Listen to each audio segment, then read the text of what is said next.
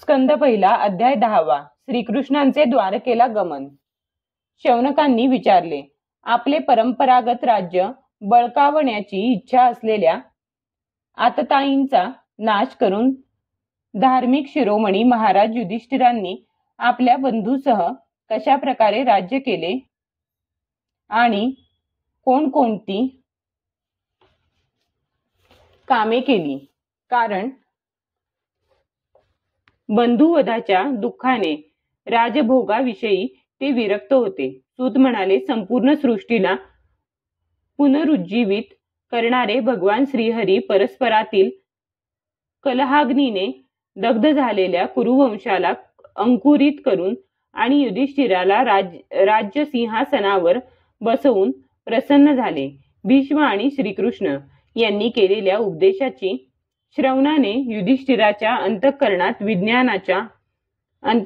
विज्ञानाचा उदय झाला आणि त्याचे सर्व संशय फिटले. भगवंतांच्या आश्रयाला राहून समुद्रापर्यंत साऱ्या पृथ्वीचे ते इंद्राप्रमाणे शासन करू लागले. भीमसेन आदी त्यांचे बंधू त्यांच्या आज्ञांचे पूर्णपणे पालन करीत होते. युधिष्ठिराच्या राज्यात आवश्यकतेनुसार भरपूर पाऊस पडत होता. पृथ्वी सर्व आवश्यक वस्तू उत्पन्न करीत होती. दुधाने पुष्ट झालेल्या संडांच्या गायी प्रसन्नतेने गोशालांना दुधाने भिजवत होत्या. नद्या, समुद्र, पर्वत, वनस्पती, वेली आणि औषधी प्रत्येक ऋतूत आपापल्या वस्तू भरपूर प्रमाणात राजाला देत होत्या. अजातशत्रू महाराज युधिष्ठिराच्या राज्यात कोणत्याही प्राण्याला कधी आधी व्याधी तसेच दैविक भौतिक किंवा आत्मिक क्लेश होत नसत. आपल्या बंधूंचा शोक नाहीसा करण्यासाठी आणि बहीण सुभद्रेच्या प्रसन्नतेसाठी श्रीकृष्ण काही महिनेपर्यंत हस्तिनापुरात राहिले. जेव्हा त्यांनी युधिष्ठिराकडे द्वारकेला जाण्याची परवानगी मागितली तेव्हा राजाने त्यांना आलिंगन देऊन संमती दिली. त्यांना प्रणाम करून भगवंत रथावर बसले. काही समवयस्क लोकांनी त्यांना आलिंगन दिले तर कनिष्ठांनी नमस्कार केला. त्यावेळी सुभद्रा, द्रौपदी, कुंती, उत्तरा, गांधारी, धृतराष्ट्र, युयुत्सु, कृपाचार्य, नकुल, सहदेव, भीम, धौम्य, सत्यवती आदी स्त्रिया हे सर्व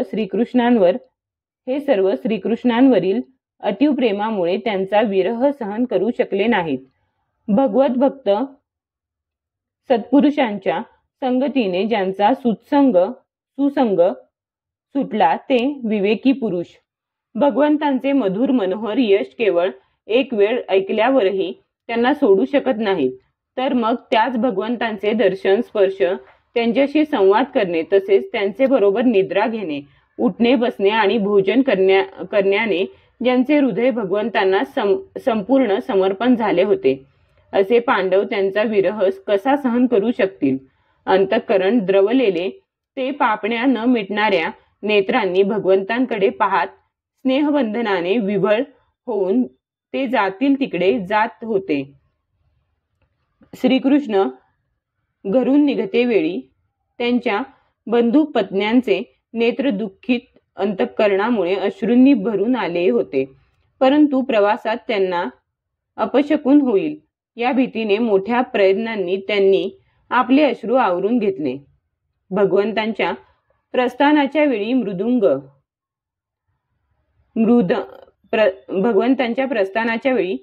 मृदंग, शंख, भेरी, वीणा, ढोल, तुतार्या, दुंदुरी, नगारे, घंटा, दुधुंबी इत्यादी वाद्ये वाजू लागली. भगवंतांच्या दर्शनाच्या लालसेने कुरुवंशातील स्त्रिया प्रासादाच्या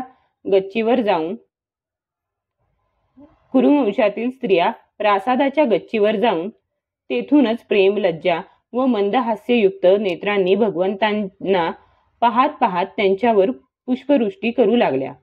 त्यावेळी भगवंतांचा प्रिय सखा अर्जुनाने आपल्या प्रियतम श्रीकृष्णांचे मोत्यांची झालर लावलेले रत्नजडित दांडा असलेले पांढरे छत्र आपल्या हातात घेतले होते. उद्धव आणि सात्यकी सुंदर चौऱ्या ढाळीत होते. भगवान श्रीकृष्णांवर वाटेत चारी बाजूंनी पुष्पवर्षा होत होती. ते दृश्य अत्यंत मनोहर होते. ठिकठिकाणी ब्राह्मणांनी दिलेले सत्य आशीर्वाद कानावर येत होते. ते आशीर्वाद सगुण भगवंतांना अनुरूप होते, कारण त्यांच्यामध्ये सर्व गुण होते, परंतु निर्गुण भगवंतांना अनुरूप नव्हते. ज्यांचे चित्त भगवान श्रीकृष्णांमध्ये रममाण झाले होते, अशा हस्तिनापुरातील कुलीन स्त्रिया आपापसात अशा गोष्टी करीत होत्या की त्याकडे सर्वांचे कान आणि मन लागून राहिले होते. त्या आपसात म्हणत होत्या, ज्यावेळी सत्व रज तम हे सृष्टीचे मूळ तीन गुण सुद्धा राहत नाहीत, जीव आणि जगदात्मा ईश्वरात लीन होऊन जातात आणि महत्त्व आदी समस्त शक्ती आपले मूळ कारण जे अव्यक्त त्यात निद्रा घेतात. सख्यांनो, अशा प्रलयाच्या वेळी सुद्धा आपल्या अद्वितीय निर्विशेष स्वरूपात स्थित राहणारे हेच ते सनातन परमपुरुष होत. त्यांनीच पुन्हा आपल्या नामरूपरहित स्वरूपात नामरूपाच्या निर्माणाची इच्छा केली आणि त्यांच्याच अंशभूत जीवांना जी मोहात पाडते आणि सृष्टीची रचना करण्यास प्रवृत्त होते, त्या आपल्या कलशक्तीने प्रेरित केलेल्या प्रकृतीचे अनुसरण केले. तसेच व्यवहारासाठी म्हणून वेद इत्यादी शास्त्रांची रचना केली. या जगात ज्यांच्या स्वरूपाचा साक्षात्कार जितेंद्रिय योगी आपल्या प्राणांना वश करून भक्तीने प्रफुल्लित झालेल्या निर्मल हृदयात करून घेतात, तेच हे श्रीकृष्ण साक्षात परब्रह्म आहेत. वास्तविक यांच्याच भक्तीने अंतःकरणाची पूर्ण शुद्धी होऊ शकते. हे सखी, ज्यांच्या सुंदर लीलांचे गायन वेदांत आणि अन्य गोपनीय शास्त्रांत व्यासांसारख्या रहस्यवादी ऋषींनी केले आहे, तेच हे आहेत. हेच अद्वितीय परमात्मा आहेत. हे आपल्या लीलेने जगताची निर्मिती, पालन पोषण तसेच संहार करतात, पण त्यात आसक्त होत नाहीत. जेव्हा तामसी वृत्तीचे राजे अधर्माने वागू लागतात, तेव्हा हे सत्वगुणाचा स्वीकार करून ऐश्वर्य, सत्य, शाश्वत, नियम, दया आणि यश हे गुण प्रगट करतात आणि जगताच्या कल्याणासाठी युगायुगांमध्ये अनेक अवतार धारण करतात. अहो पहा ना, हा यदुवंश अत्यंत प्रशंसनीय आहे, कारण लक्ष्मीपती पुरुषोत्तम श्रीकृष्णांनी जन्म घेऊन या वंशाचा सन्मान केला आहे. ते पवित्र मधुवनही अत्यंत धन्य होय, जे यांनी आपल्या हिंडण्या फिरण्याने सुशोभित केले आहे. केवढी आनंदाची गोष्ट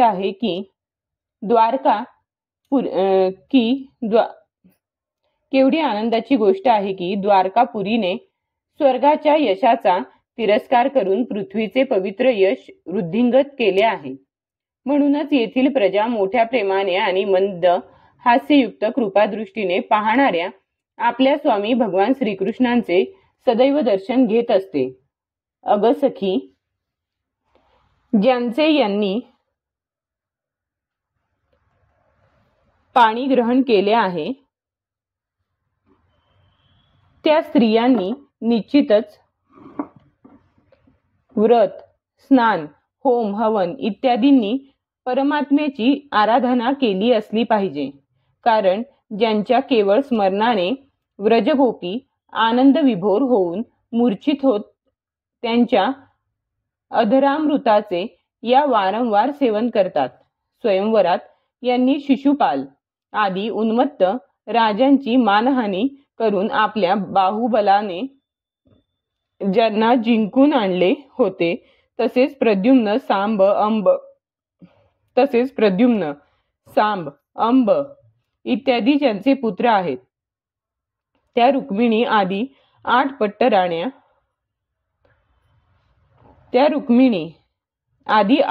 पट्टराण्या आणि भौमासुराला मारून आणलेल्या ज्या हजारो पत्न्या आहेत, त्या खरोखरच धन्य होत. कारण या सगळ्या जणींनी स्वतंत्रता आणि पावित्र्य यांनी रहित असणाऱ्या स्त्री जीवनास पवित्र आणि उज्ज्वल बनविले आहे. यांच्या महिम्याचे काय वर्णन करावे.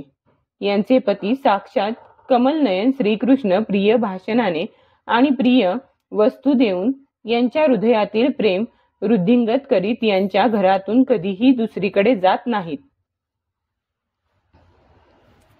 हस्तिनापुरातील स्त्रिया याप्रमाणे वार्तालाप करीत असता श्रीकृष्ण मंद हास्ययुक्त प्रेमळ दृष्टीने त्यांचे अभिनंदन करीत तेथून निघाले.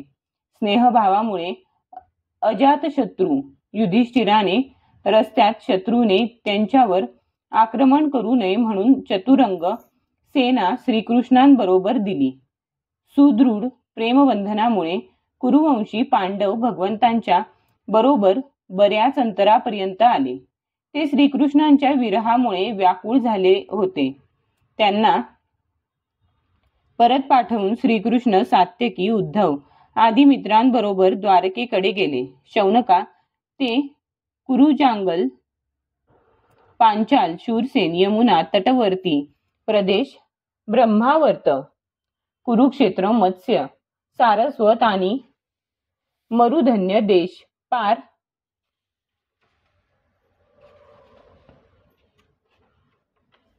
करून संवीर आणि आभीर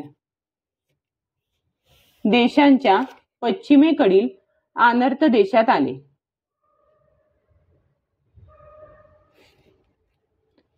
संवीर आणि आभीर देशांच्या पश्चिमेकडील आनर्त देशात आले. त्यावेळी बरीच वाटचाल झाल्या कारणाने भगवंतांच्या रथाचे घोडे थोडेसे थकले होते. मार्गामध्ये ठिकठिकाणी लोक भेटवस्तू देऊन भगवंतांचा सन्मान करीत होते. भगवंत सायंकाळ झाली की रथातून खाली उतरत आणि जलाशयावर जाऊन संध्यावंदन करीत. अध्याय 10 समाप्त.